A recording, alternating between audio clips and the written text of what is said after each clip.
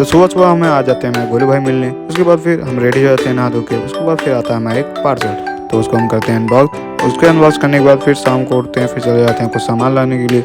सामान लाने के बाद फिर सामान दे के आते हैं। फिर देखते हैं तो हमारे सारे भाई लोग खेल रहे थे क्रिकेट खेलने के बाद फिर हम लोग चले जाते हैं कुछ सामान लाने के लिए। सामान लाने के बाद फिर आते हैं घर आने के बाद फिर थोड़ी देर रेस्ट करते हैं, तो फिर हो जाती है रात। उसके बाद देखते हैं तो सारे भाई लोग हमें फ्री फायर खेल रहे थे। उसके बाद फिर सारे हम बाइक उठा के चल देते हैं अपने आदर्श भाई की शॉप पे, बट हमारे आदर्श भाई वहाँ मिलते नहीं हैं। उसके बाद फिर हम लोग चले जाते हैं सब्जी लेने के लिए। सब्जी लेने के बाद फिर आते हैं, फिर सारे भाई लोग रेडी हो जाते हैं पटाखा जलाने के लिए। तो हमारे गोलू भाई रिस्क वाला काम कर रहे थे।